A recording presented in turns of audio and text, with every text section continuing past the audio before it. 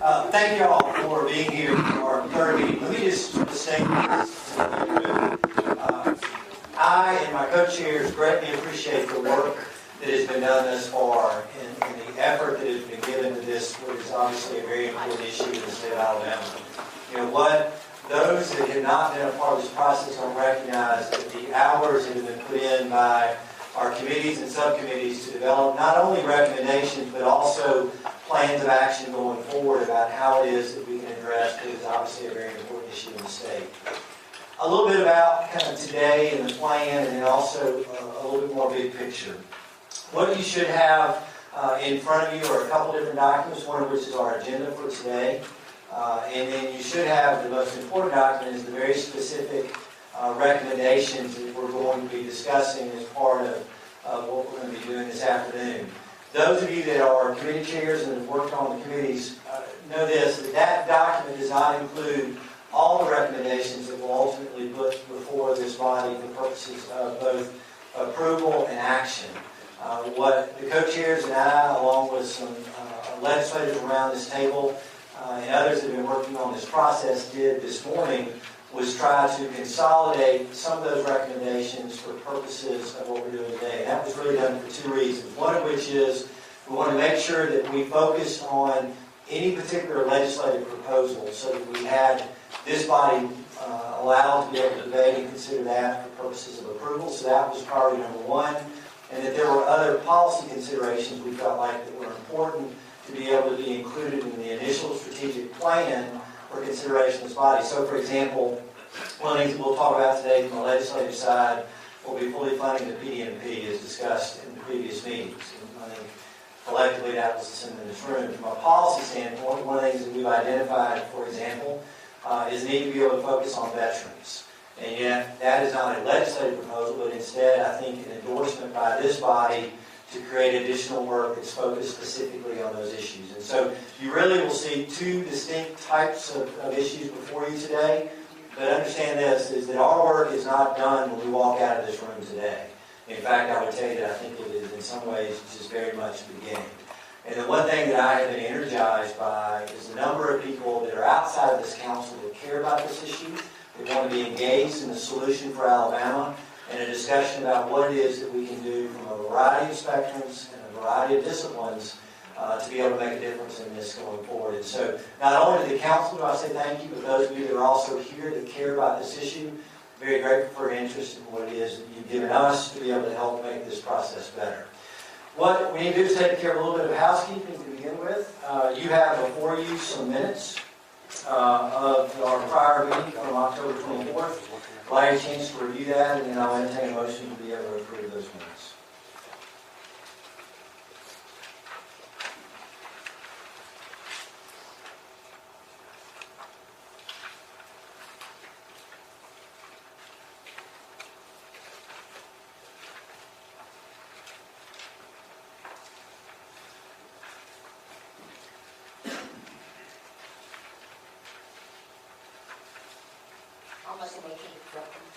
Motion, I have a second. Second. A motion and second. All in favor say aye. Any opposed? Thank you very much. Those minutes are approved. Let me tell you kind of how we're going to approach today's meeting. Is that we're going to allow each of our committee chairs to come up and to be able to discuss for you very specific recommendations that they would like for this body to consider. Once they have gone through each of those particular recommendations, to the extent that anybody on the council has questions, to be able to open that up for questions and allow you to be able to have that discussion.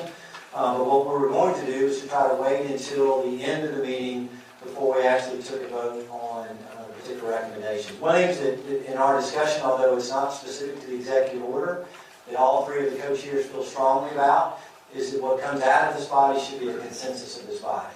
I don't know that there's any way to ever get unanimous agreement, but yet I believe that what we're going to be talking about today should have the full consensus of a variety of disciplines about where we are going forward. And so we'll look forward to that discussion in the end. The other bit of housekeeping, again, we are recording these so that those that have an interest in this issue can know what this body is doing. There are microphones, again, around the table. And so to the extent that you have questions, we can kind of share that microphone so that we can make sure it's recorded. And if you would also do us a favor, again, for purposes of the recording, identify who you are and who you represent for purposes of the question. All right, with that housekeeping notes, any questions before we get started? Lynn, Scott, anything from y'all before we get going? If not, Ms. Diane, if you want to give us a report from the Data Committee.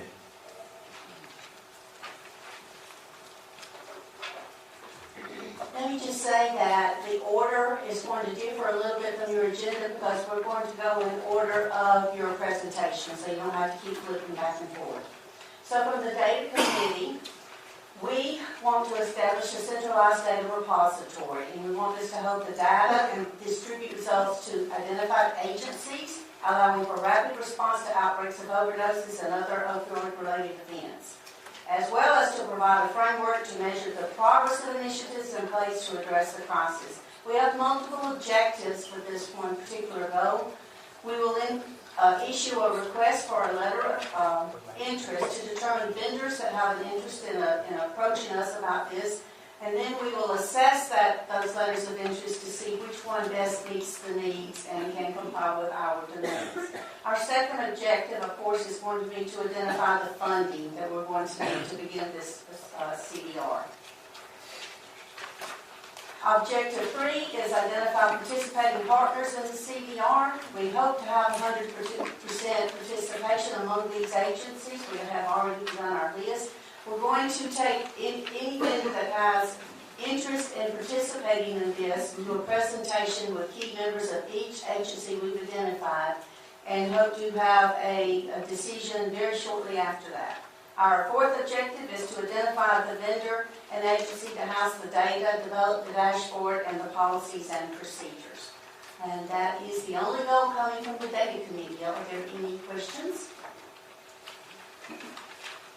All right, thank you. Next is prescribers.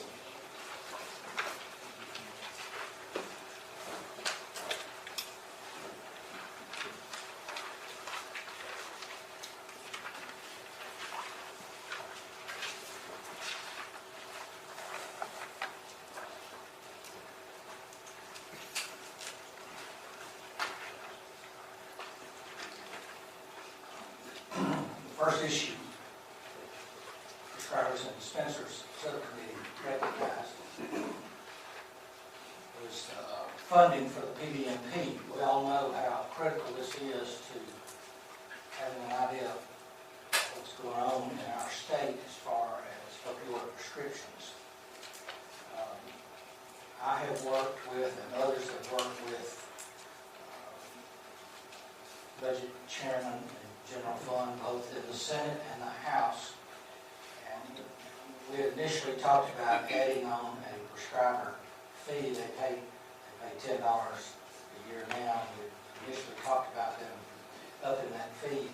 But I believe we're going to be able to get the first year's allocation of $1.1 million in the general fund budget. One of the things we talked about is making a line item out of this, and that was everyone involved in the process wanted this to be a line item as opposed to general, going into the general budget for the Department of Public Health. That is the first thing. Number 2 is a recommendation that all boards, licensing boards with authority over controlled substance prescribing undertake a form of self-regulation similar to what the Alabama Board of Medical Examiners have done. They have published guidelines for their prescribers, and they're asking that other boards do the same thing, provide so we are consistent with all those prescribers of opioids and similar drugs. The ALBME has adopted these, published them, sent them out in formal regulation, and we recommend that our other professional licensing boards do the same.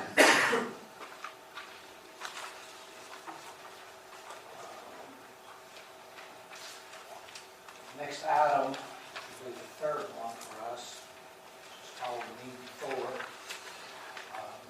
Alabama Department of Public Health currently is the repository private prescription information of the patients in Alabama that come in through PDMP, and we are recommending that that remain unchanged.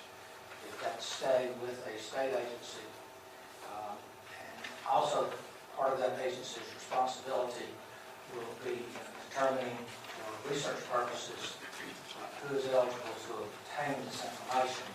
Information will be obtained without revealing any personal data.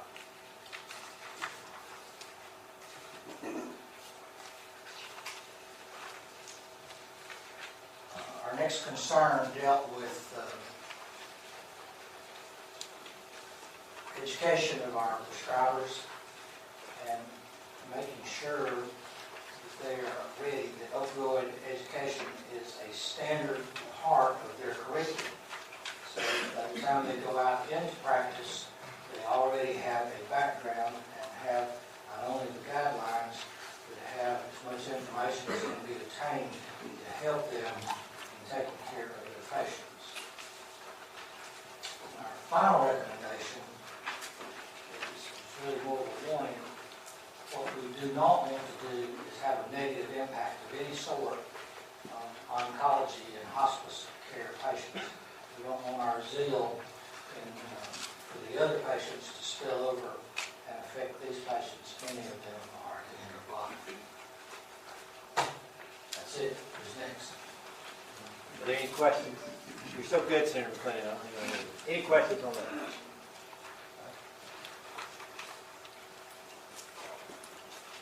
Daryl?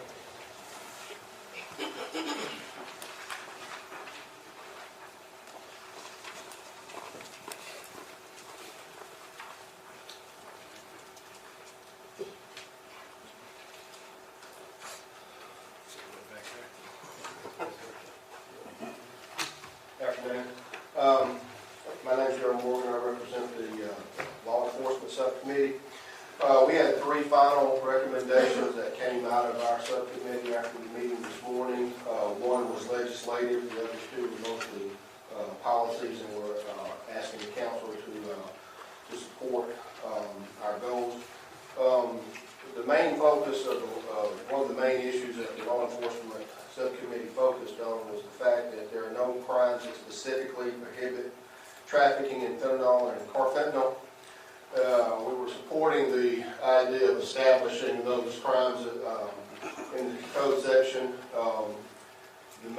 One of the things that has gone back and forth with the subcommittee was the amounts, and that kind of is where the hang-up was. And if you don't mind, I'd like Dr. Herrick, if you could just speak, because we want the council to kind of focus on, instead of grams, we want to kind of focus on micrograms, and there's a reason behind that, if you would. Right. One of the confusing things about drugs such as fentanyl and carfentanil is that the dosages are measured in micrograms and not in grams. And the dose that was recommended, or the amount was recommended to create a situation of trafficking is an astronomical amount. And anybody that would be in possession of a small fraction of that would have it for some other purpose than personal use. It would be to spread it around, because that is just an astounding dosage. So some dosage on the order of 500 micrograms would be more appropriate, I think, to charge someone with trafficking. And that's kind of the back and forth. The glaring issue is the fact that there is no crime for trafficking, a specific. That's what we want to push forward. I think the devil's in the details with the amounts, and that's what we'll end up going back and forth and have to be debated and discussed with the people that are going to be actually crafting this bill. Is there any legitimate reason for an individual to have any carfentanil? I wouldn't think so. I mean, at the end of the day, I wouldn't think it would be. 0 seems to be a pretty good threshold to me. And I agree. Like I said, I think this bill actually started out last year, and I think it was an amount of like 3 grams. When they were talking about it last year, I may be wrong. I wasn't that involved in it. This is mostly Barry Matson, he worked with it, and he was trying to push it across. And I think it almost got passed last year, but one of the things about it was 3 grams is just an astronomical amount to possess, and I mean, that's just way out of the scope. And I guess what we want to make sure that people understand as far as with the legislative process of this is that it's an infinitesimal amount that will kill you. I mean, it's hardly even a noticeable amount, but it does have devastating effects, yes. I just wanted to add that after last month or October's meeting, that I actually calculated out how many days worth of treatment Right. 4 grams would result in. And for a typical oncology patient in severe pain, using 150 micrograms, that's millionths of a gram per hour, that the 4 gram amount would supply them for approximately 3 years. And Just to give you. Right. And that's the main thing we wanted to impress is have that perspective about it. Just a quick comment is the end user, the person with drug addiction who's buying heroin on the street doesn't know what's in it. So to have a 0 would not be appropriate because somebody thinks he's buying heroin and it has carfentanil in it. If he survives in the first place, but you can't, that's just what we need to be careful about, that we don't accidentally arrest somebody who's just an addict buying what they think is a small amount. And that's one thing that will have to be hashed out. The main thing that we will want to deal with is the trafficking, not the use. And like I said, just want to make sure everybody realizes that such a small amount is enough to kill you. And that we want to make that distinction about those that actually, it doesn't take a lot to actually be pushing it. The other 2 things was we wanted the councils, if you look over on number 8 for law enforcement, was the emphasis for training for both law enforcement and the judiciary to come in frequent contact with the people that are struggling with the substance abuse addiction. What we want to do through the subcommittee is work with the Department of Mental Health, which they're pretty much the ones that kind of the umbrella for all of this, especially when it comes to training. We wanted to establish a partnership with the Department of Mental Health to provide training for the judiciary and for frontline law enforcement officers on both the substances and the resources that are available to them, especially law enforcement as frontline responders. And we're also going to work with, trying to get with APOS and have instruction provided at all the academies. That will be one of the courses that will be implemented during the police recruits academies prior to graduation. Next is number 9. We're asking the council to recognize the pilot project that the Department of Corrections is undertaking with a partnership, a memorandum with UAB Task to establish a pilot program in St. Clair, I believe, using Vivitrol. They're doing a study, I forgot, I think they're already in the final days of working that out and getting that started. Afterwards, they're going to try to work to identify the participants. I think it was 30, it seems like I remember them talking about doing 30. And then we'll, agreement or we'll begin to work with ADLC ourselves, partners in paroles, to identify those people that will actually be candidates for parole or release after they finish the project, so when they get out, we can work for their continuum of care and to monitor their progress after their release. And those are the 3 things that we wanted to focus on. Any questions? Okay, thank you.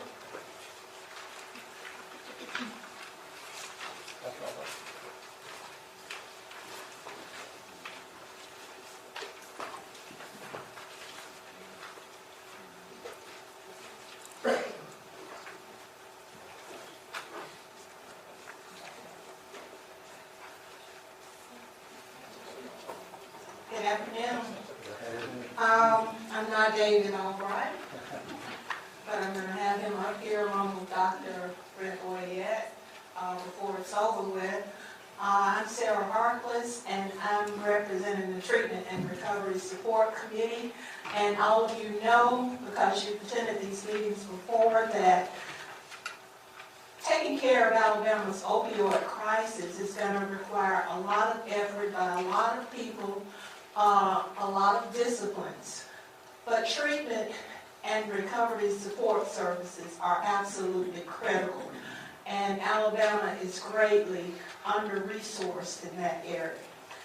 We have had a lot of discussion, rigorous discussion on our committee, and a lot of dedicated people have really put some serious thought into the goals and objectives that we are putting forward today.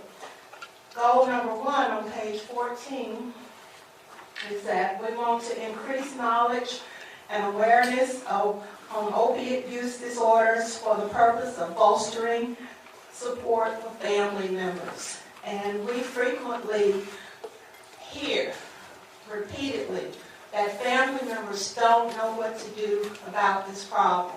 They don't know where to access care, and they don't know how much it costs. They don't know what care is really all about in regard to opioid treatment. So we want to implement a traditional and social media campaign targeting adults ages 18 to 55. Our second objective is to create a centralized online resource center that allows individuals with opioid use disorders and family members to access to information on opioid dependence and addiction and available resources and services in the state. And the second goal is to increase the ability of families to access treatment for family members who have opioid use disorders. And the objective is missing from that, but it is to create a family navigator system to expedite access to care. On page 17, we have a goal. Our first goal is to establish a system to access the impact of drug court involvement and opioid overdoses. Our objective is to establish if a correlation exists between Alabama's opioid-related overdose deaths and involvement in criminal justice-related treatment. And we know that people involved in the criminal justice system seem to have a higher rate of overdose deaths. We want to look at that more closely and see what interventions we can plan to try to stop that trend. The second objective is to establish an ongoing education and training process to reduce the stigma associated with medication-assisted treatment for opioid use disorders that is so prevalent in the law enforcement and criminal justice systems in Alabama. People who have opioid use, who have substance use disorders, period, suffer an inordinate amount of stigma. If you have an opioid use disorder, a disorder for which there is quite a bit of scientific knowledge and research as to what works, and there is so much stigma surrounding people getting that evidence-based care. And it's very prevalent in the criminal justice system in Alabama, and we want to take that on. The third problem that we have deals with a lack of information and choice for consumers. Someone has said, I think it may be Dr. Boyette, but in most disciplines, you don't hear people talking about you shouldn't go medical care disciplines, you shouldn't go to this doctor because he's not a good practitioner, or don't go to that one because he doesn't know what he's doing. It's really what works for what person. And in our system of care, there's a lot of division, and there is no one path to recovery for the people of Alabama. There are many paths to recovery. We have certified treatment programs, but there are some uncertified treatment services available in the community that are good services. We want to make sure that we involve the faith-based community in our effort. There are some excellent services, and people need to have a choice.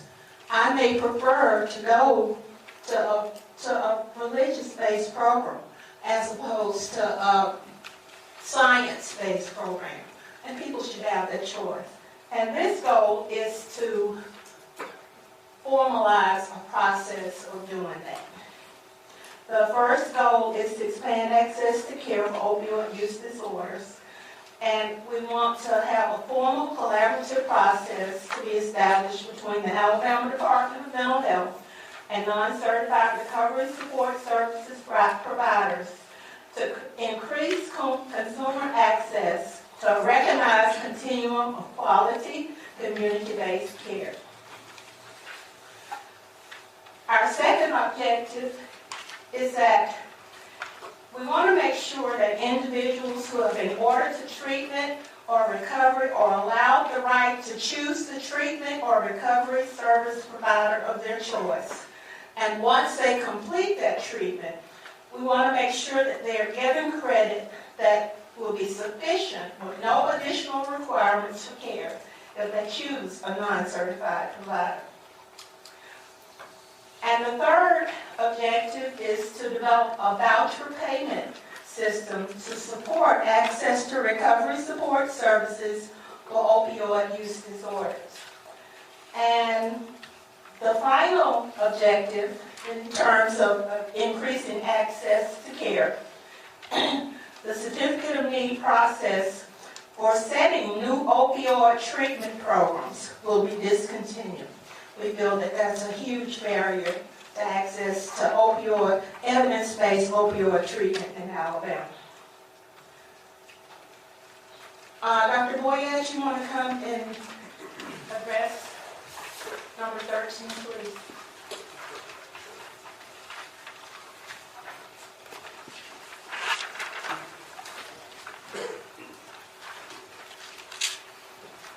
Thanks, Sarah.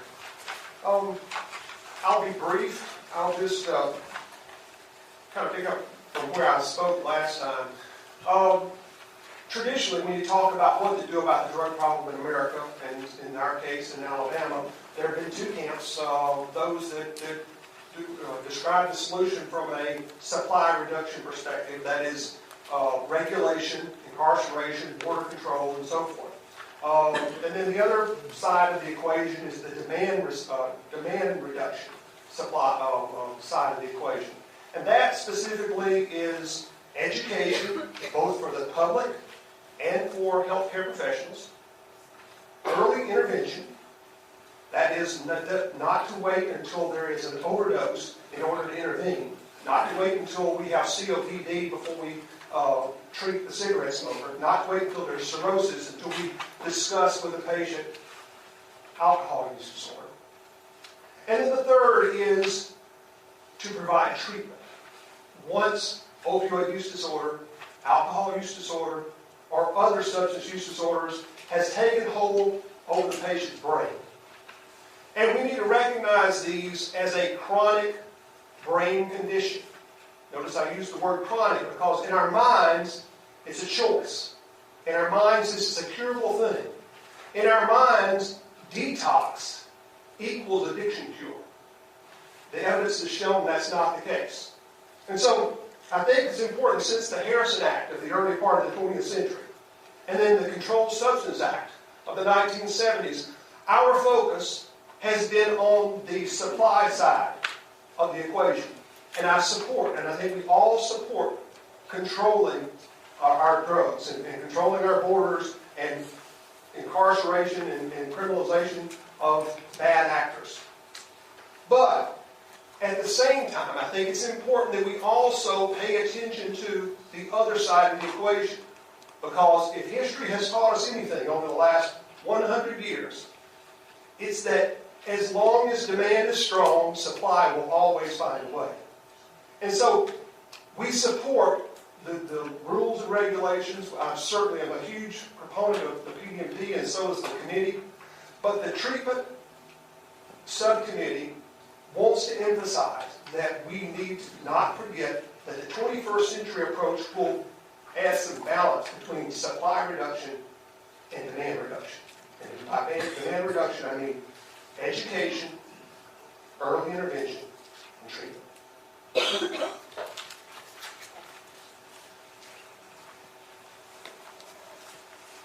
And with that in mind, we want to make sure that there is parity for substance abuse treatment services in all aspects of insurance in Alabama. So Dr. Albright, you want to come with number 14?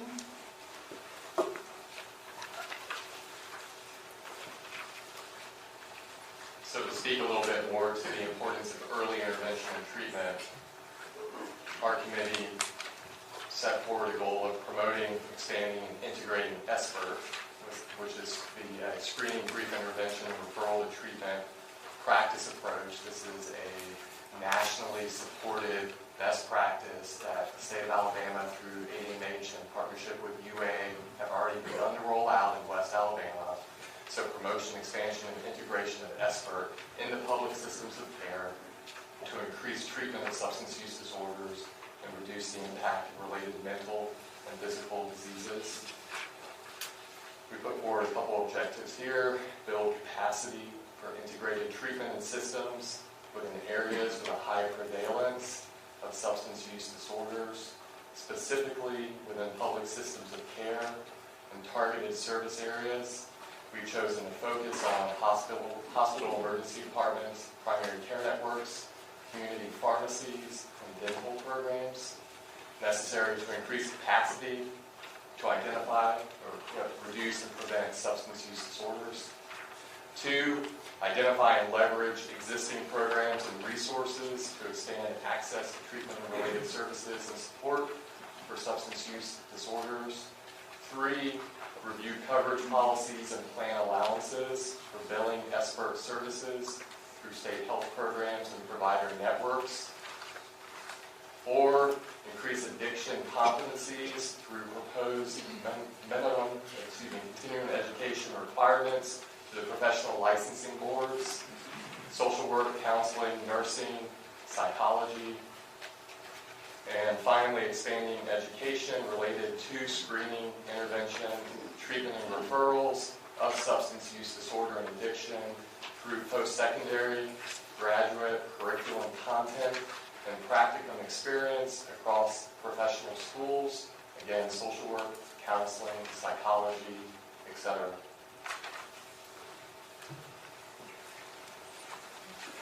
Thank you. Our final problem is funding. We don't have enough money to do any of the things that we have proposed to do. Alabama is a very poorly funded state in regard to substance abuse treatment and prevention services. There is a national estimate, the SAMHSA National Household Survey on Drug Use and Health estimates that there are 250,000 individuals in Alabama that need but don't receive substance abuse treatment. Our public system of care provides services for less than 10% of that number. And those numbers from the National Household Survey don't take into account this crisis that we have right now. So to me, this is one of our most important recommendations, and that is to increase funding for opioid-related prevention, treatment, and recovery support services. And our objective is to develop, sponsor, and pass comprehensive legislation to provide sustainable funding to increase the state's capacity for providing evidence-based treatment services for opioid use disorders, to increase supportive housing options, to increase funding for peer and other recovery support services, and to sustain a skilled prevention, treatment, and recovery support workforce. Right now, Alabama's per diem funding of substance abuse prevention, treatment, and recovery support services is less than 50% of the national median.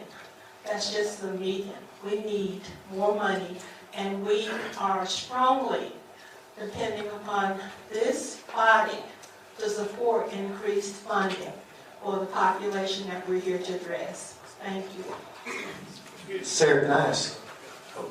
I'm going to go ahead first, if you don't mind. I didn't say you could ask questions. Sarah, can you go back to page 20? Okay. This is your objective 2. And let me give you a hypothetical. Assume for me I am in drug court and I've been ordered to inpatient drug treatment and I'm indigent. And there's a bed available at a certain facility. Are you saying that your recommendation is that I can elect to not go to that inpatient facility that has a bed available and that I can wait to go to some other place? We are saying that there should be a choice, that people should be able to be presented with options. And those options should be based upon their needs, not just the fact that a bed is available. They may not need a bed. They may need outpatient services. They may need a housing, more of a housing program with supportive recovery services. Just because there's a slot available, it may not meet my needs. Right. So are you basically saying that a person in drug court can overrule an order from a court telling them where to go? No, I'm saying that the court needs to recognize individualized needs. So you're telling, we need to tell judges what to do. That sounds like you're saying. Yeah. Okay. All right, so we may have more discussion on that one for me later on, but you've answered my question there. The second question on page 22, you reference the CON process. Okay. Tell me a little bit more about CON relating to opioid treatment and how that's working now. Okay, what page? This is 21. It's your objective number 4. On the certificate of need process. Right now, the State Health Planning and Development Agency requires a certificate of need for the setting of any new opioid programs in the state of Alabama. It is the only substance abuse service delivery substance level of care that's required, a certificate of need is required for in Alabama. That includes residential programs that are funded by us, the Department of Mental Health, do not have to get a certificate of need, but opioid treatment programs do. And it's But let's make sure we understand that opioid treatment program you're talking about is methadone clinics. There's not a CON required for an office-based opioid treatment right. Under the Data 2000. Exactly. Okay. I am specifically talking about methadone treatment programs.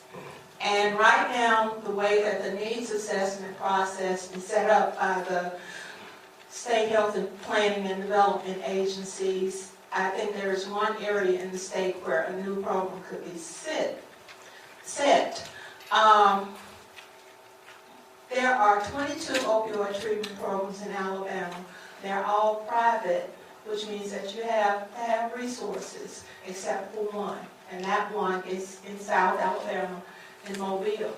So if the Department of Mental Health wanted to open up a new program, it's almost impossible for that to happen. It is not necessary for that certificate of need to exist because the Alabama Department of Mental Health is recognized by SAMHSA, which certifies methadone treatment programs, as the state methadone authority.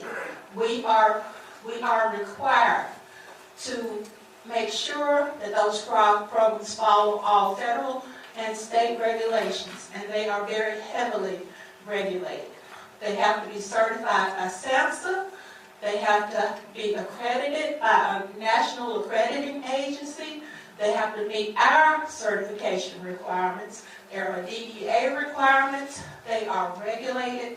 This is a best practice, and having to go through that certificate of need process is a barrier to access to care.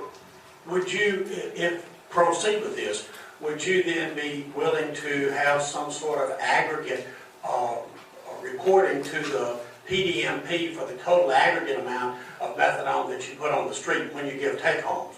Because at current time, we have no way of knowing how much methadone is taken home by patients as far as take home, and therefore we can't, and because it's not in the PDMP, a patient that comes to a physician who is taking methadone, we don't know if they're getting methadone from a methadone clinic or from the individual physician. So if we're going to do away with the CON, could we also do something so that we have some indication of how much methadone is put on the street?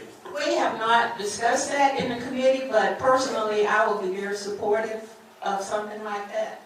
And I don't see why, of course, there's some federal confidentiality regulations that the whole nation is wrestling with how we get around, but I think that we can get around those.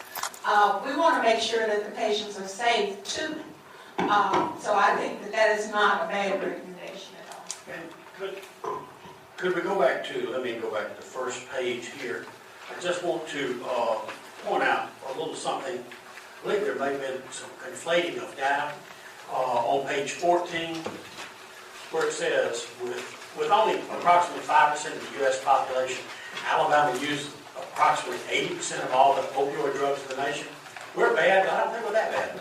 I think we are. No, ma'am. No, That is entirely incorrect. That's referencing the country as a whole. That's, with 5% of the world's population, the United States uses greater than 90% thereabout of the world's opioid, but it's not Alabama using 80%.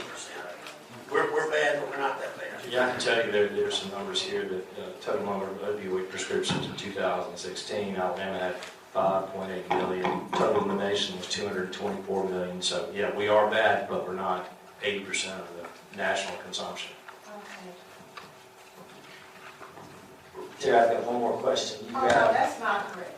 on That page is not. That is not. I see. That is an error. Sorry. Page 23, y'all make a reference to the opening access to care with substance disorders in Alabama, and specifically the implementation of the Parity Act. Can you tell us what that means? Not that, oh, yeah.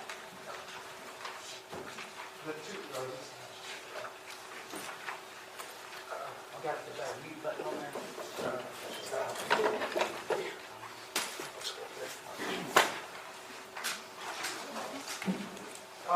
The 2008 Substance Abuse and Mental Health Parity Act is a piece of federal legislation that was passed in 2008. It got out of Rules Committee in 2013.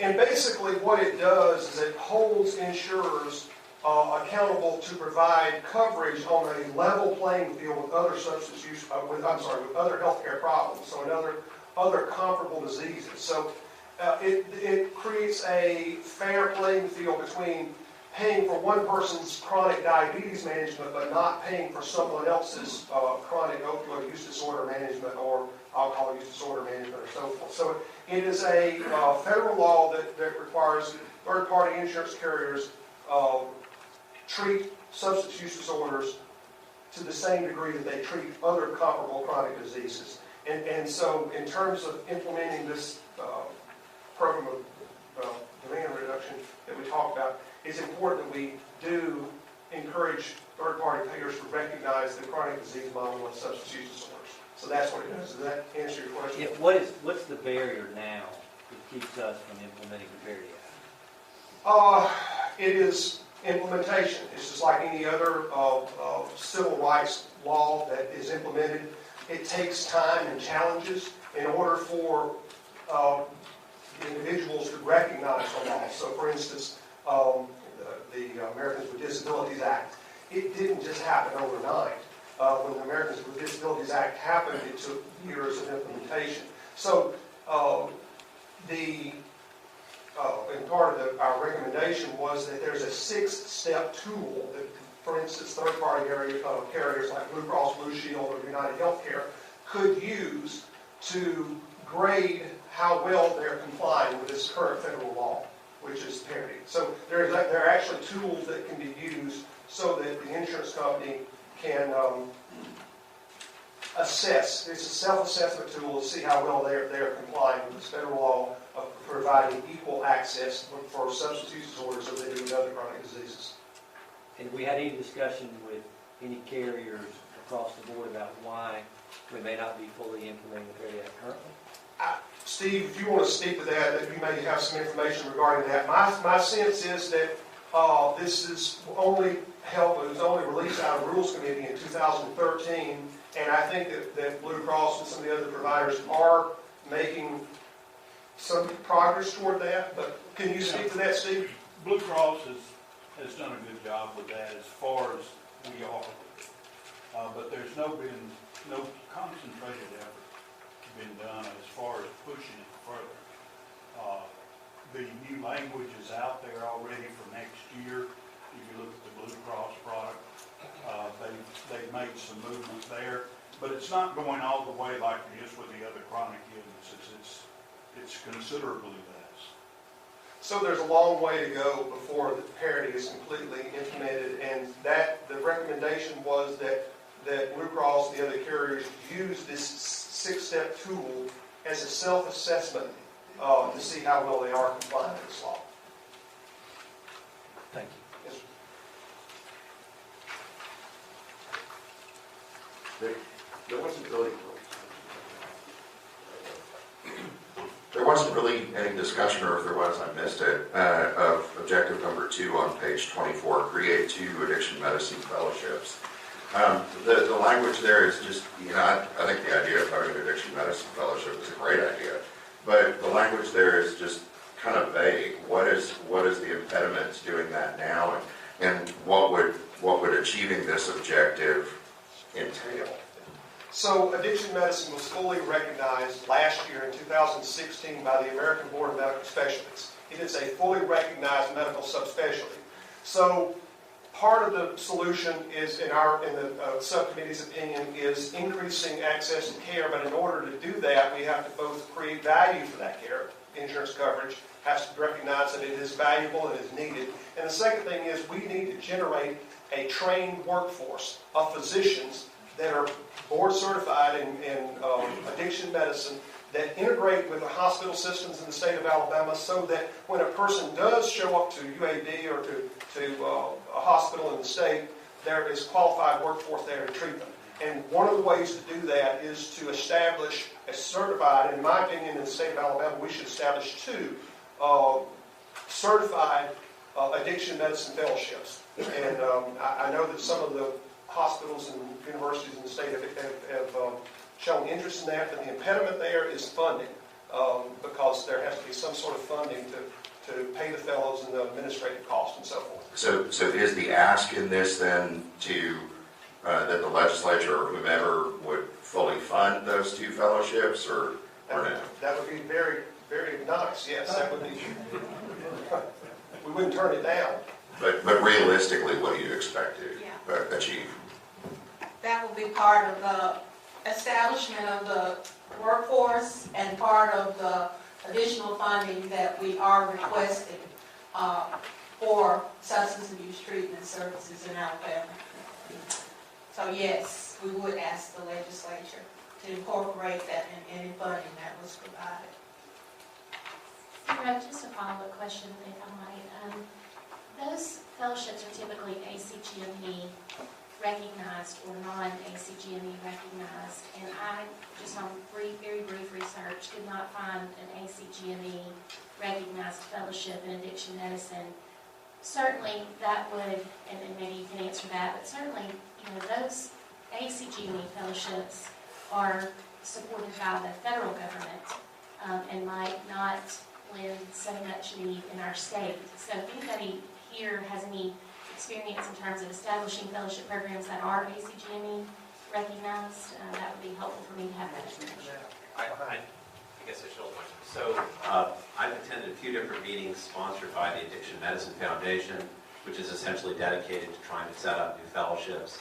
The ACGME, essentially lots of fellowships have been set up, maybe 20 or 30 in the last 2 years, with the idea that they will all seek ACGME accreditation in the coming year. So they aren't yet in that mode, but the requirements to sort of fulfill what the federal government expects to see in order to help fund a fellowship, those requirements are coming out now or in the next month or 2, and the fellowships that currently exist will seek to be credentialed under that. At the same time, any entity that seeks to set up a fellowship now will have to structure it to meet those requirements because they're coming out in the next few months. Finally, it is true that there is federal government money that helps to a degree, but it's no doubt the case that if I want to make an argument to University of Alabama at Birmingham to set up an addiction medicine fellowship, and there's several of us who do, the argument's easier to make if there is some additional money coming, because that future ACGME money probably will not cover the full costs of setting it up at the beginning. Thank you. And I guess the only other, just in terms of making sure we have realistic goals, then it would be helpful for us to understand the cost of setting up such a fellowship and what our ask would be to the state legislature. And also, I would just question this timeline and whether 12 months is a reason, if we're going to set it up to meet ACGME standards, if 12 months is a reasonable amount of time to find funding, get it funded, set it up for ACGME standards, and get it off the ground. Yeah, I think you raise a good point, and part of the reason for being so vague is because we are in such a transitional time. Previously, the Addiction Medicine Board was under the guise of the American Addiction Medicine Foundation, and that at the first year is going to fall under the ACGME, and so it would be under a different governing board, and we really don't know the details. And frankly, it's difficult to assess the overall cost at this stage of the game. I think we'll probably come up with that over the next few months, but right now it's tough.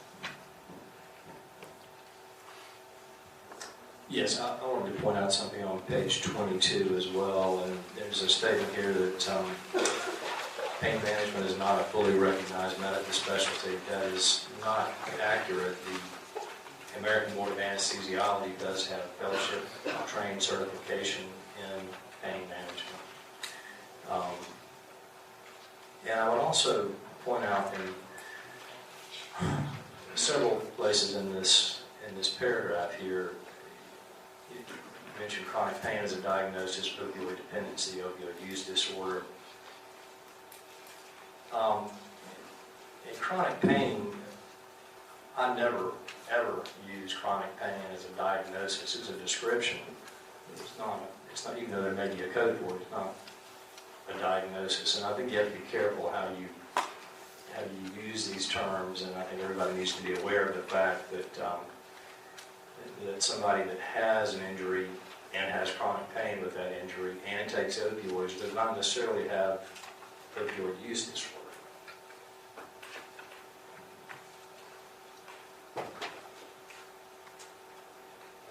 That's all. Any comments? Any other questions?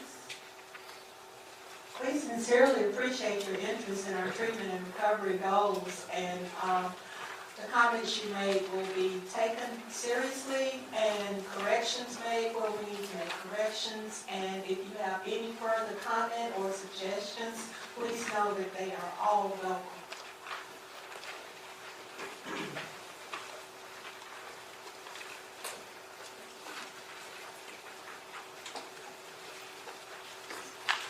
Good afternoon. We're going to move on to the rescue committee, starting with what you have as problem need number 16 on page 30. We have several goals. The first is a legislative one, pass legislation to expand immunity to additional classes of persons who prescribe naloxone and to certain service providers who distribute naloxone. So objective one is to add physician assistants and nurse practitioners to the list of prescribers in the law who are afforded immunity from civil or criminal liability related to naloxone prescribing. That currently just covers physicians and dentists. Nurse practitioners and physician assistants can currently prescribe naloxone, they're just not offered immunity for prescribing it to laypersons who might be assisting someone experiencing an overdose. The second objective under this goal is to add employees or volunteers of harm reduction organizations to the list of persons who may dispense naloxone under standing orders, provided they meet requirements of the state health officers. And the intention here is to try to expand access, and this is really to the mostly grant-funded resources we have to obtain the naloxone that would be given out for free through these organizations. We have some low-resource areas in Alabama where we don't have people to do that. And currently, when we're giving out naloxone in locations where we're really reaching the people who are at highest risk, such as 12-step programs or substance abuse treatment program sites, right now our main option is for physicians to actually personally do that distribution.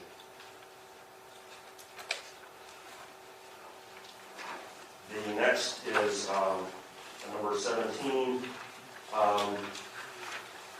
just increase awareness.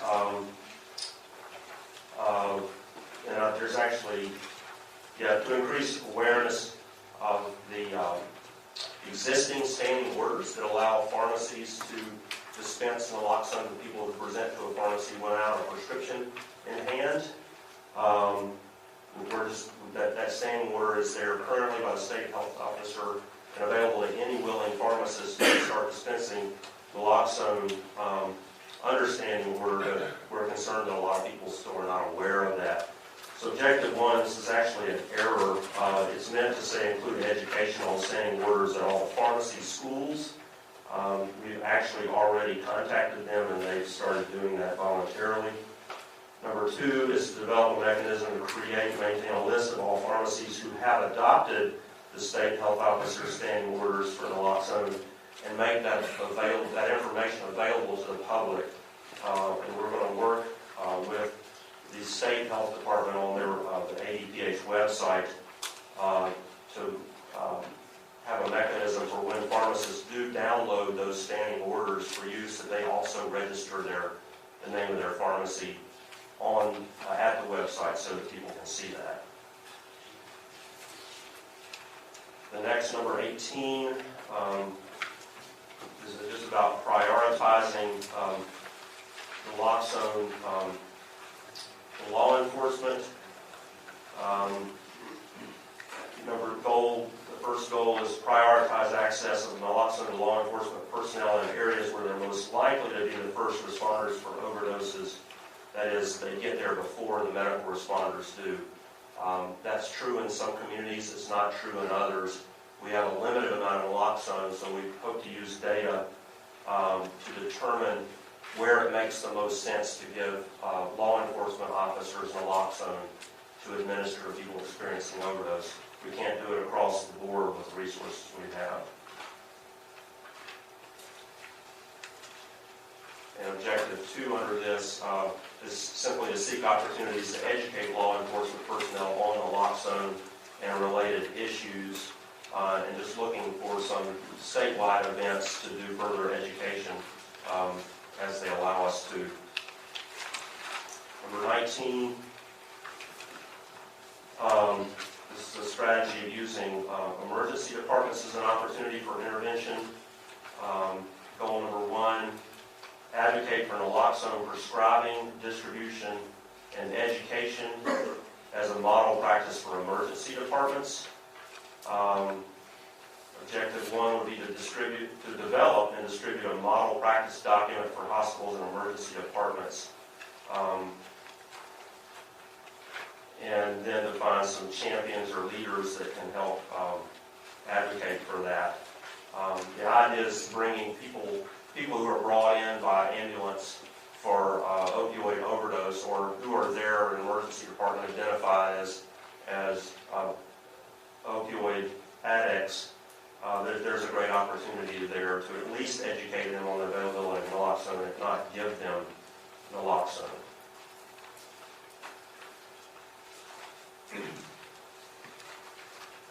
Number 20 is a recognition that simply that we have a limited supply of naloxone even when we get grant money to purchase it and give it out. We just need to use data to help prioritize that.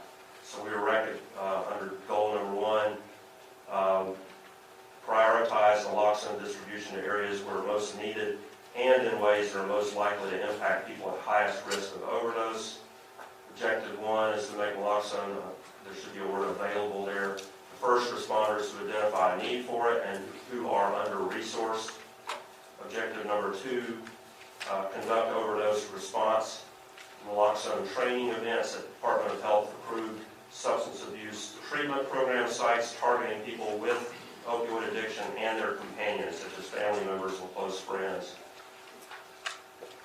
So we do currently have a fair amount of naloxone in stock, and it's actually posing a challenge to get it distributed across the state, and so this is a method we're proposing we use to distribute it at events hosted by the current mental health certified substance abuse treatment programs.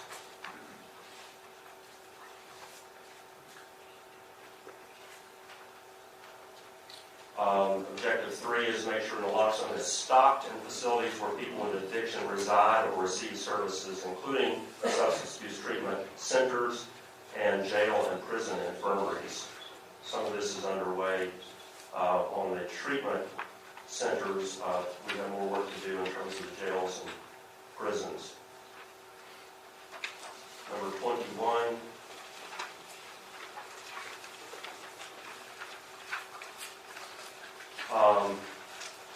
Goal number 1, reduce morbidity and mortality from prescription drug overdoses. This is as opposed to illicit drugs such as heroin and fentanyl, but actual prescription drugs that are legitimately prescribed.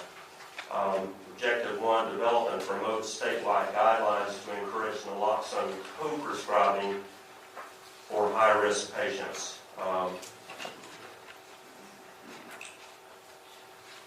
So we are recommending that the Board of Medical Examiners consider adding some recommendations in this regard to their current risk and abuse mitigation strategies. Objective 2, encourage prescribing naloxone or providing information on naloxone and how to access it to patients who have had prescription opioids discontinued due to concerns about inappropriate use or overuse. So we have an issue with patients who are quote-unquote fired because of aberrant behavior related to opioids, and that may be appropriate for their opioids to be stopped. However, they are then at very high risk of going to the street, using heroin or other substances and dying. So we're recommending having a strategy to at least make them aware of naloxone or help them get access to naloxone, or maybe their family members, etc. And that would also, I'd add, include the pill mills that are shut down, if there is a way to reach out to the clients of those pill mills with some harm reduction strategies. Number 22, ensure that education and training on rescue breathing is included in all overdose response education material and training. We're starting to hand out a lot of naloxone, making it available through pharmacies, but it is a very expensive resource. It's not going to be available everywhere. It's not going to be available everywhere for forever. All of them have an expiration date on them. So if we can teach people to do rescue breathing and call 911, that would be a very effective strategy, even if naloxone is not available.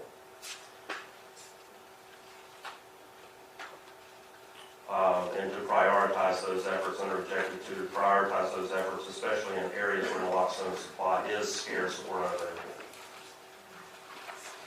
Number 23 is basically increasing general public awareness of naloxone availability. Objective 1 is develop a low-cost grassroots social media campaigns to get the word out about naloxone availability. The fact that there are standing orders, that pharmacies can dispense it and sell it to people who do not have a prescription, and also some of the other resources that are available. Objective 2 is to use state agency and other partner organizations, public messaging platforms to inform the public of this naloxone availability as well.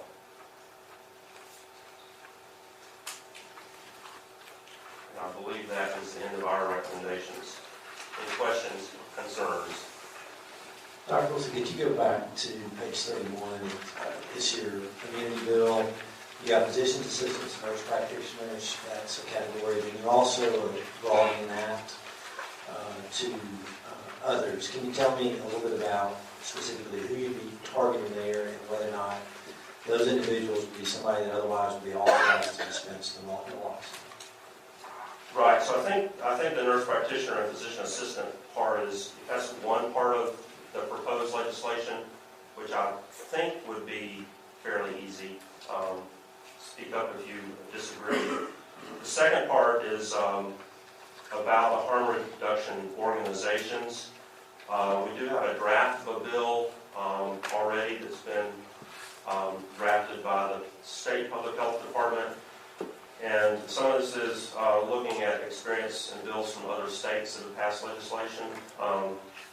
But the way it's written is an employee or volunteer of a harm reduction organization acting in good faith and in compliance with standing orders or other requirements of the state health officer may dispense an opioid antagonist, provided that the distribution is done without charge or compensation to either of the following. Number one, an individual at risk of experiencing an opiate-related overdose, or a family member, friend, or other individual in a position to assist an individual at risk of experiencing an opiate-related overdose.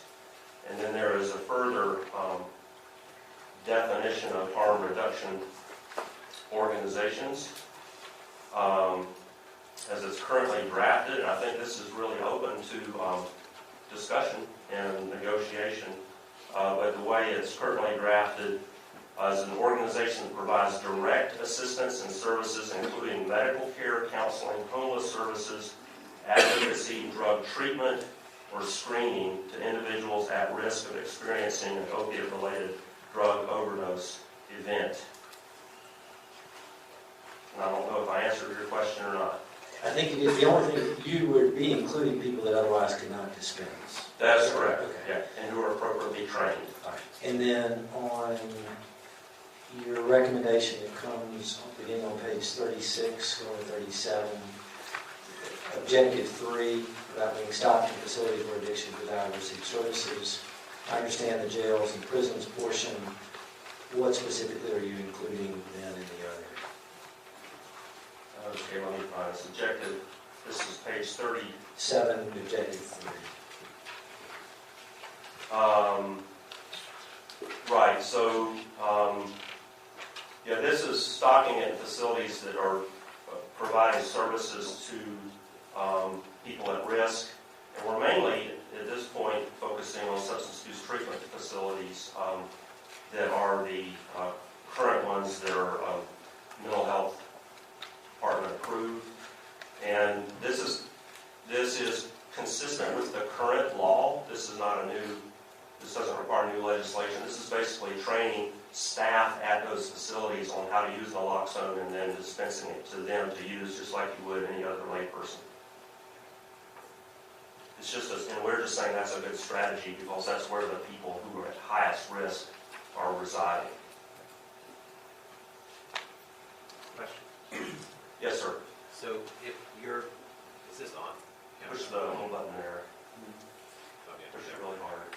So if the proposals are taken, so I run into the scenario where we have formerly homeless veterans in recovery home for 3 months, and people may not even know that they have an opioid use disorder, but they have cocaine and alcohol, and then they die, and we say, oh, they purchased what was nearby, which turned out to be an opioid. In that instance, would your proposals permit there to be naloxone retained at that facility to be administered to the unexpected person who turns up? By the staff at that facility? Yeah. That's currently allowed, and I think currently a really good strategy if we feel that's where there's risk. Okay. And I would be happy to talk to you about doing that in Jefferson County. Oh, good. Yes, ma'am. We may be yet to vote on these. I don't know exactly where we are in the process, but just to voice concerns during this discussion portion, I can tell you that the pharmacy community would be extremely opposed to allowing anyone other than a trained licensed pharmacists to dispense any medication, including naloxone. As far as an access issue, we're not aware that there's an access issue. There are pharmacies, there are over 1,400 pharmacies in the state, so there shouldn't be an access issue. I think the issue is education of the public, of the pharmacists, of the physicians, of everybody, but it's not an access issue. And so we would strongly oppose anything that would allow anyone to dispense a prescription medication other than a pharmacist. I hope you'll let physicians do that. Yes, yes. Yeah, so I think we really need to have a discussion with the pharmacy folks about this to make sure we understand your concerns.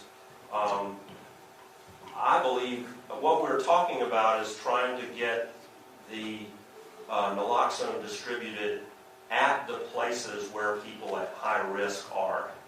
Okay, so that means, and I've been doing a lot of it in Jefferson County. Last night I was at a facility that where people with addiction hang out, a peer recovery support center. We've been going to Heroin Anonymous meetings where after the meeting everybody comes and they get trained on naloxone. So we need a workforce that can do it in that type of setting.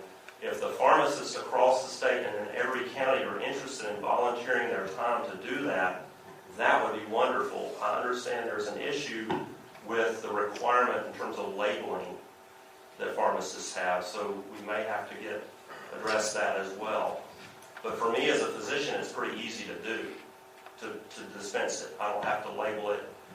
We're handing out kits. We're doing the appropriate documentation to comply with current law and keeping that record on file and making sure people are appropriately trained. But I don't think there are enough physicians across the state that are willing to do this in all the high-risk areas that we have. So I would love to have a discussion. We really haven't had that discussion yet, and I think we should. And I don't know how others feel, but let's try to work something out. But I do believe there's going to be a problem. We've got naloxone stockpiled in Montgomery, and I think it's a little bit of a challenge getting it distributed to all the areas we want to get it distributed to. Am I correct? We're happy to sit down with the health department, with you, with anyone, and obviously the State Board of Pharmacy would need to be there to make sure that we're doing everything within the current standards and statutes. But we're happy to sit down with anyone about how pharmacists can take part in that distribution process. Can you explain a little bit further what the concerns are? I think the concern is that pharmacists go through a great deal of training, just like a physician goes through a great deal of training on prescribing. A pharmacist goes through a great deal of training, so to say we can just train lay people to dispense prescription medication is not really something that we would buy into. Because to us, it's ludicrous as saying, well, you know what, there may be an issue in prescribing naloxone. Let's just say there weren't a standing order. Let's train some lay people to prescribe. If naloxone became an over-the-counter medicine, would you have an issue with it? I think we'd have to look at that. I think our standard is that we would want everyone that is dispensing medications, that they would be, if it's an over-the-counter, obviously, you can buy that anywhere. But I think that if it's a prescription medication, we would want them to go through a pharmacist for the dispensing of that medication. Would there be some openness to agreeing to what the training would be, what would be required in that training? I think it would be a pharmacy degree. Susan? I know the board of...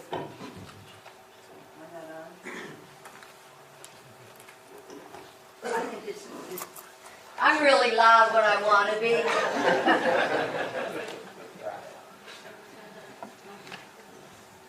I think this is a great topic for us to sit down and discuss. I think it's one of those emergency things that require all of us to pitch in and see what we can do to solve the problem. And I think pharmacy wants to be at the table, right? But we want to help resolve the problem.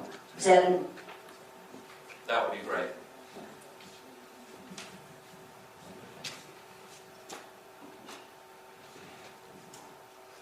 Any other questions, concerns about anything that I've reported on? Thank you. Thank you.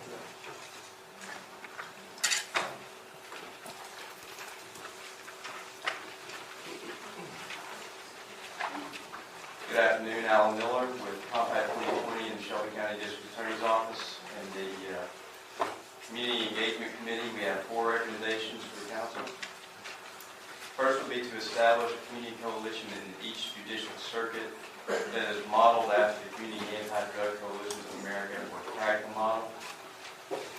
We looked at the possibilities in public health areas, but ultimately decided that there's just too few of them, and the impact would not be local enough.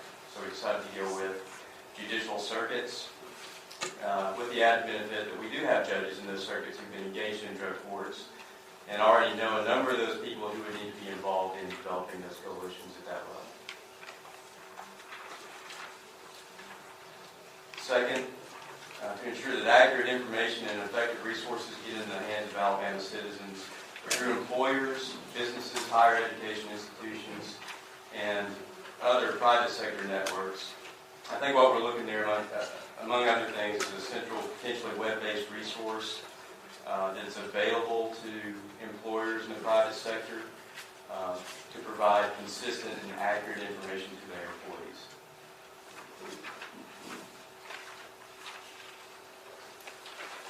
Third, to encourage implementation of the Stepping Up Initiative across all 67 counties. Stepping Up Initiative it uses information captured in the booking process or other steps in the judicial process to capture that information and aid in developing data-driven strategies to address substance abuse and mental health issues impacting those people who find themselves becoming involved in the justice system. And finally, I'd like to create a group to further define the impact of the problem on Alabama's veteran population. There's evidence to suggest the veteran population is disproportionately impacted by this problem. And then that group would make recommendations for how to address this issue for Alabama's veteran population, both for those veterans who are eligible for Veterans Administration services and those who are not. There are many veterans in the state who are not eligible for VA services, and sometimes that's because they had a problem before they left the military, and their discharge doesn't allow them to take advantage of those services. So we want to make sure that those veterans are included in this as well. So 4 short recommendations there, that's all I have. Any questions? I'll turn it over to Josh Johnson.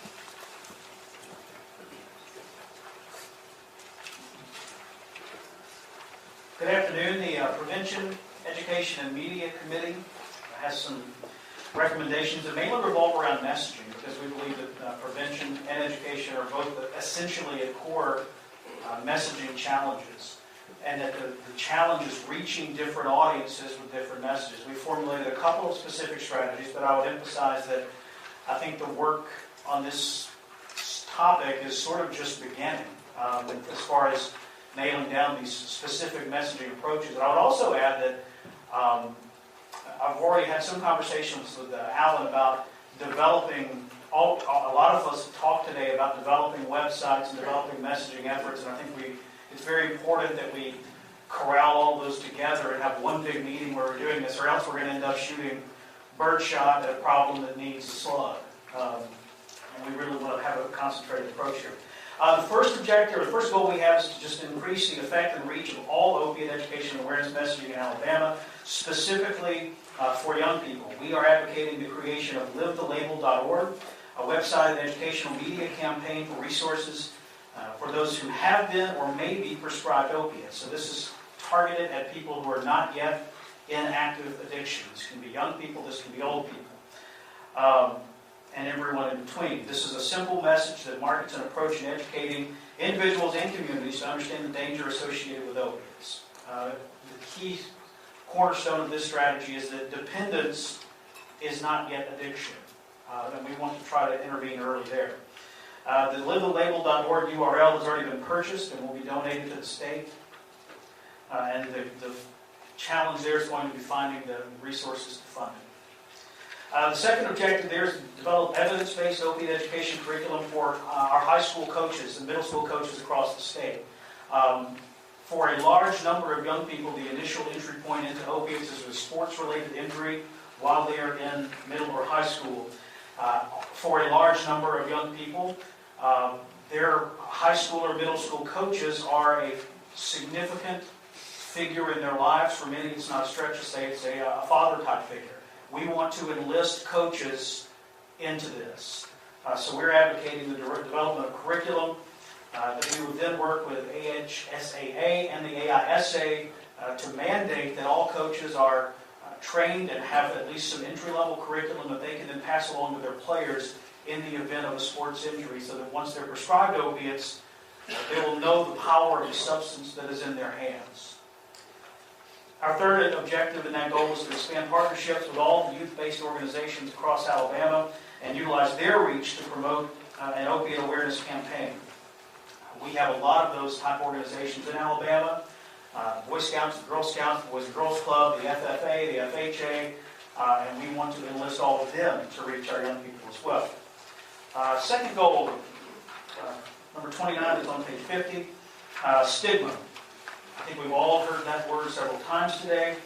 We have purchased the website addictionisdisease.org with the idea to build a website and educational media campaign to educate Alabamians on the disease model of addiction and provide science and fact-based information for public consumption. So this specific messaging is aimed at the general public because we believe that the cornerstone in achieving a lot of our legislative goals is to enlist the public and help them understand the reason that we're asking the legislature for money. So we want to emphasize that in the PR campaign to be launched in 2018. Our number 30, young people listen to other young people.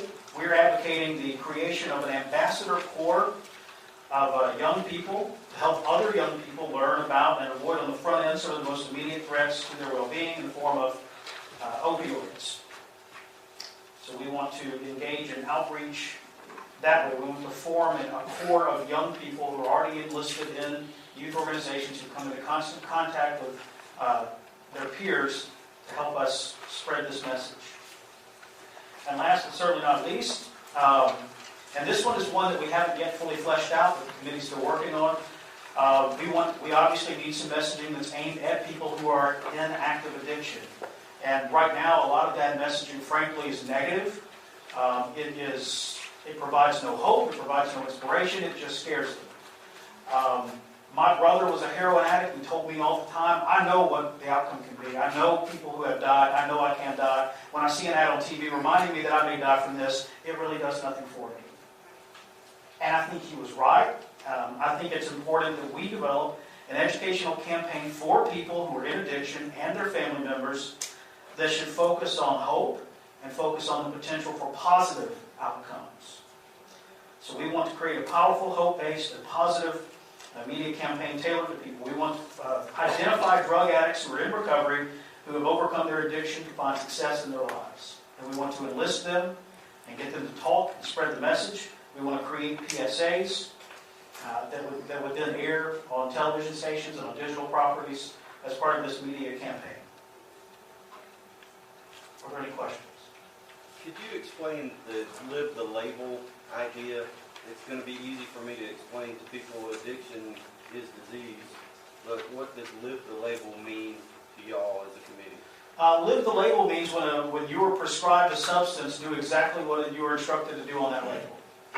And if you find yourself needing more medicine that's prescribed, that is prescribed on the label. If you find yourself not following the label, if you find yourself still in pain, if medicine's not working, go back to the doctor immediately. But that's the concept there, is that label that's on the side of that prescription is absolutely critical. You have been handed an extremely powerful substance, and following what's on that label could be the difference between life and death.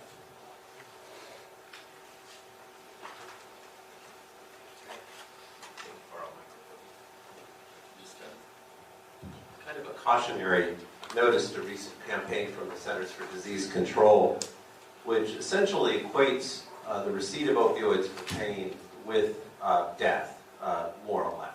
And this has the goal of helping dissuade people who might take them inappropriately or who really don't need them from taking them.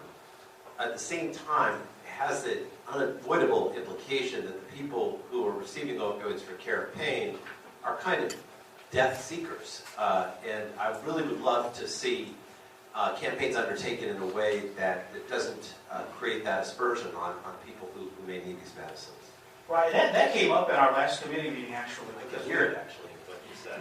Yeah, right. We mentioned that there was some idea about the messaging being centered around pills can kill. But, you know, I don't want us to get off track with the messaging, and I think that might. Because, yes, they can, but I don't want someone who's never been prescribed pain medicine before to be prescribed it legitimately and be terrified of taking a pill because they've had back surgery. I just want to reinforce that that is my biggest concern as an oncologist. I have patients who come in routinely that say, you know, that are, oh God, my pain was so bad it kept me up all night. And I'll say, okay, well, why don't I give you something to help with that, you know, and you know, say it's Lortab or whatever, or whichever drug you choose. I have patients who are refusing to use appropriate narcotic analgesia and who are suffering because of it. And that is my overarching biggest concern and biggest message to every one of my fellow committee members or council members here, and that is the need to, you know, temper all of our very good and reasonable goals with the need for appropriate narcotic usage in selected patients. Don't let the pendulum go too far.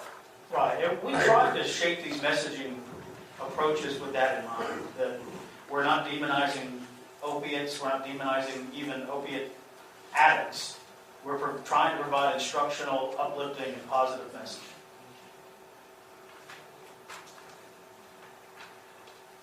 Any other questions? And yes, it might snow Friday, I gotta go.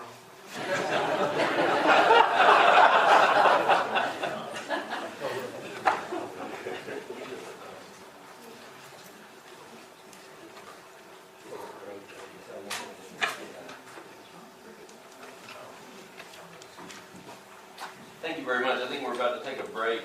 What we're going to do when we get back together, I do think, like the Attorney General said, it's important that we have some consensus. We would like for this group to strongly support the recommendations that we do ultimately make. And out of these 31 problems and needs that were presented today, it seemed like there was a consensus on a lot of those. I've identified some that stood out to me as problems needing further discussion, and we'll go through those two again. But on the vast majority that did not, hopefully we'll be able to approve those and get that, at least that much of the work out of the way. So let's take about a 10-minute break, 10 to 12-minute break, and then we'll be back together. Thank you. Thank you very much.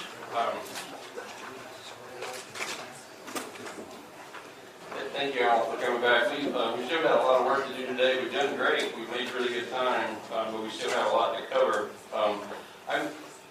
When we have 31 separate problems like that, it's challenging to kind of get through it.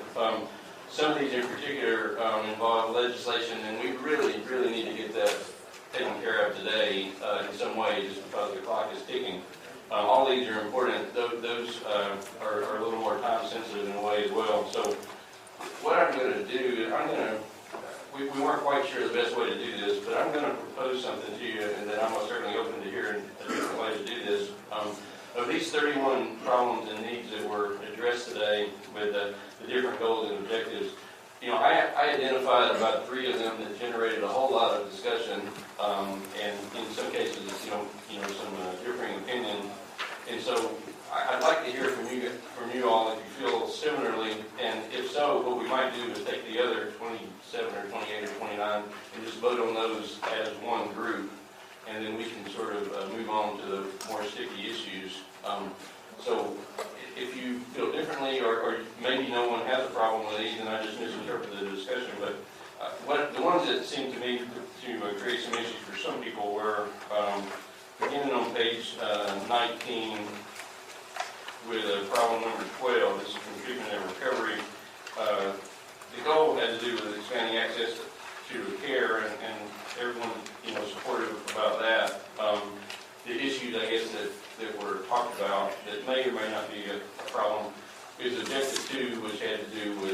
right to choose treatment, as the Attorney General discussed. Objective 4 talked about doing away with CON requirements, and those, may be perfectly okay the way they're written. You may not have an issue with that.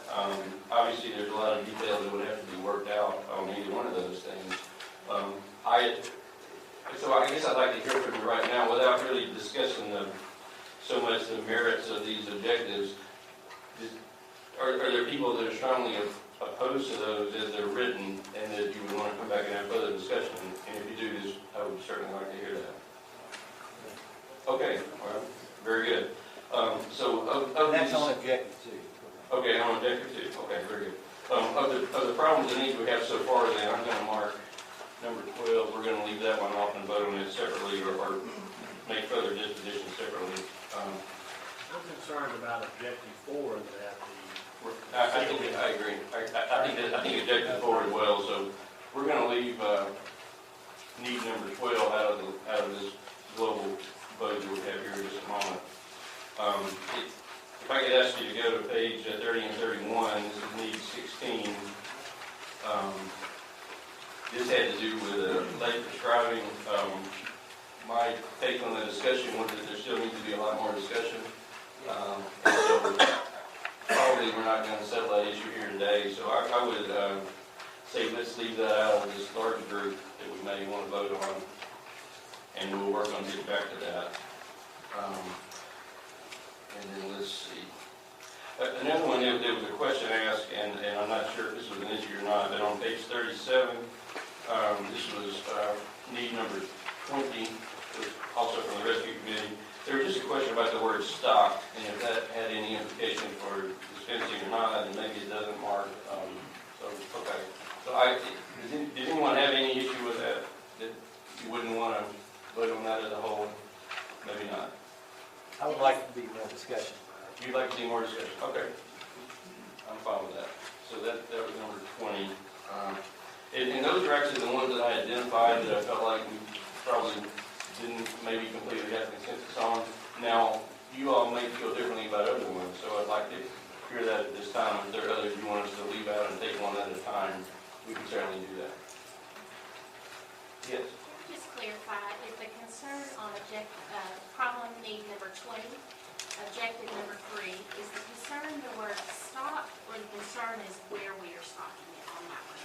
Because I think we might modify one word there and use the word available instead of stopped, if the concern is the word stopped.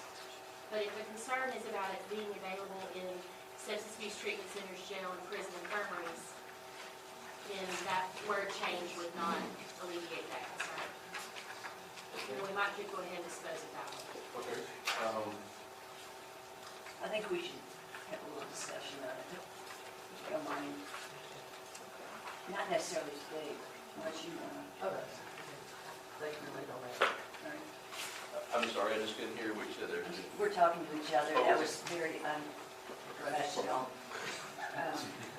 Could we include it in the discussion group that's going for discussion? Okay, all right. So I have problems 12, 16, and 20 that we're going to take out from this big vote in just a moment. Are there others that you all think need to come out and be discussed separately? 13. Yes. I'm sorry? 13. All right. Okay.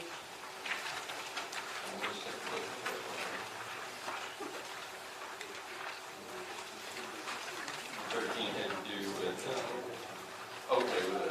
the motion. I think it just needs additional discussion from the standpoint of objective numbers.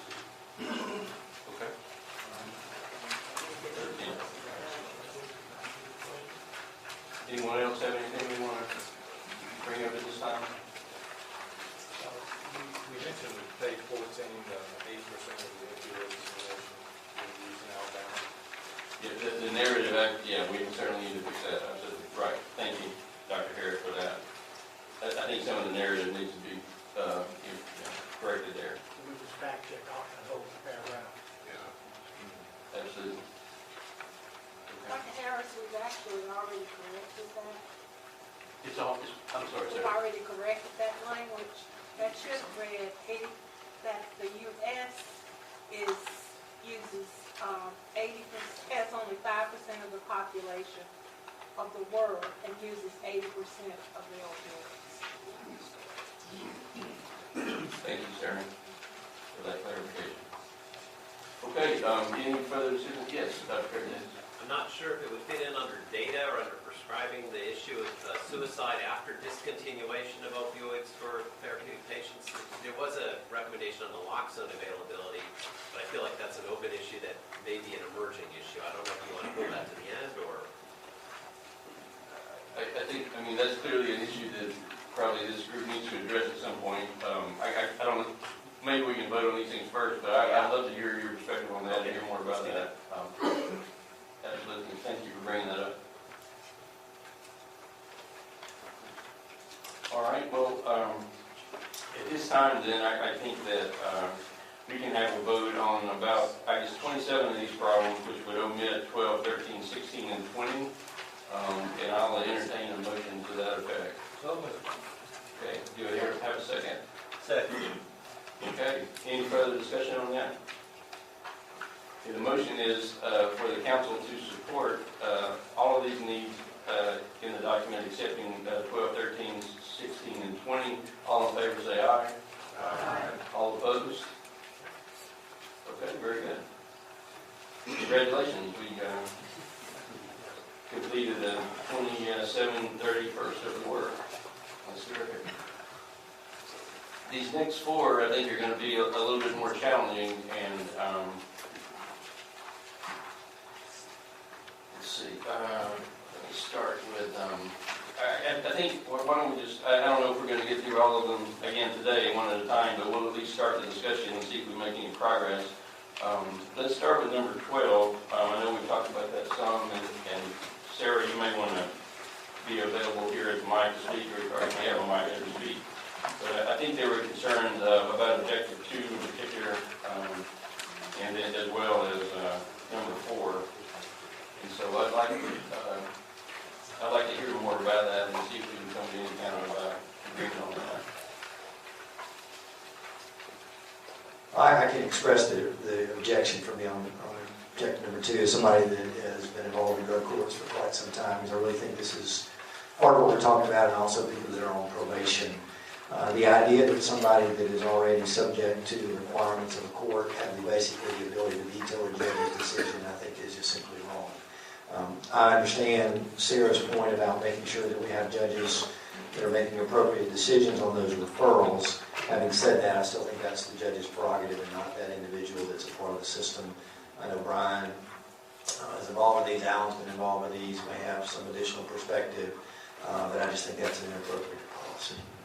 You can include language that allowed for an exception where, someone who is not otherwise ordered by a court into a specific program has an option.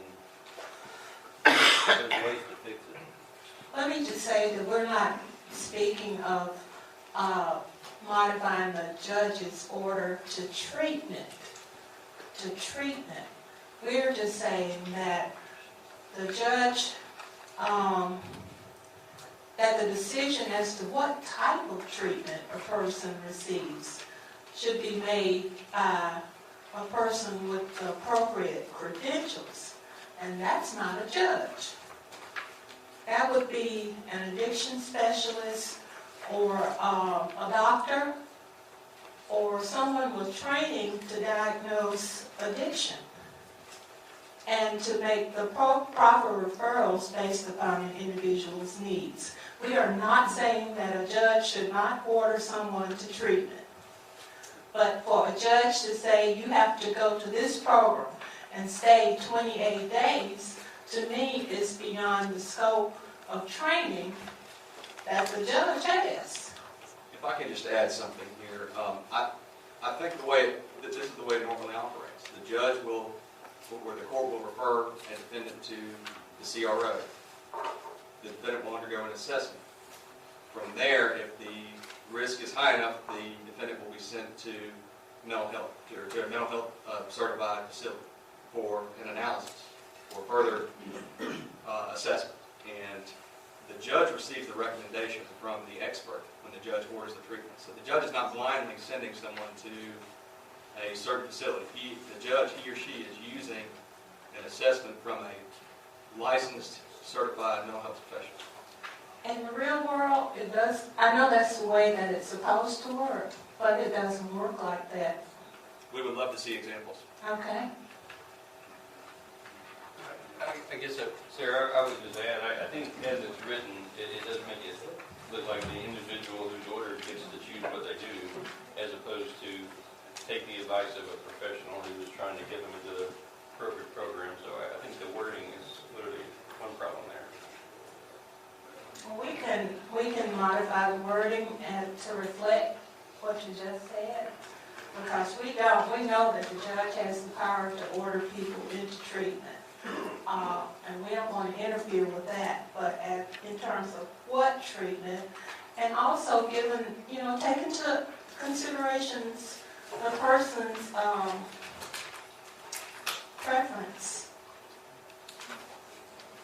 And then that recommendation made back to the judge.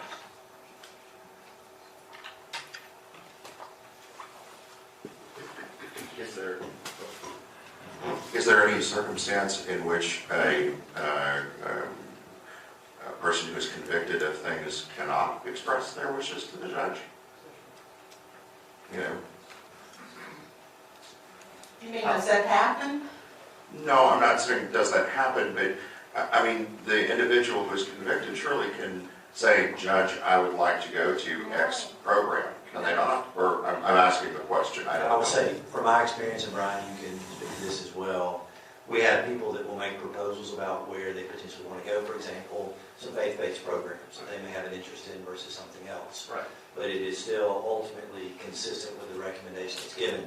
My suggestion here, Sarah, for whatever it's worth, would be, I recognize your point, and I get where you're coming from, but I think this is one, maybe similar to a discussion we're having in a minute, that we need to have AOC, we need to have drug court judges, and we need to have treatment professionals in the same room discussing the process and procedure. And I really do think that the biggest issue for me is simply a little bit of this idea of free election, as opposed to maybe making sure that we have somebody going to the appropriate place. And so, although I believe this is a commendable recommendation, what I would suggest is that it be sent to a group that we define, come around the table, and I think Nathan can help us with this with the court, is to be able to sit down and have this discussion specifically with examples that concern the department and you and others, along with judges having an opportunity to explain what they're doing in their community. We would welcome that. That would be great. And I don't know, Scott, if it would be right. I would move that we table this recommendation until a later date. Right. All right. Any objection? All in favor, say aye. Aye. Are we tabling the just objective 2, or are we tabling the whole recommendation? Just objection to. Yeah, just a single objection. Yeah, we're gonna, I think we're also gonna discuss objective 4 as we brought up. Okay. All right, let's stay here, but I'm just trying to get close to the mic. Let's look at, on page 21 at objective 4 as well. That was also mentioned. This has to do with discontinuing CON. That's part of the same problem, but it was mentioned that there may need to be further discussion on that. So I'd like to hear from the council on that issue.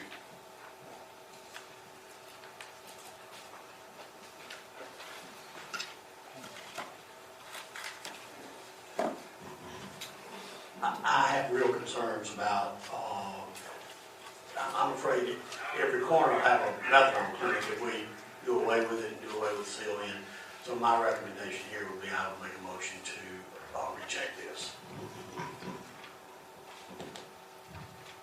Can I just ask a question before we make a vote? Is this a statutory requirement?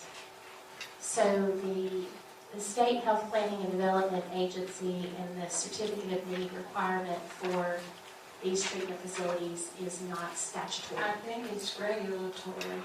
I'm not 100% sure, but I think it's more regulatory as opposed to statutory. And it's regulatory within the Department of Mental Health? No, the Department of the State Health Planning and Development Agency. Under that umbrella? Right. Who's under that? It's not statute. So we can, if this, wouldn't require a legislative change to do away with that process.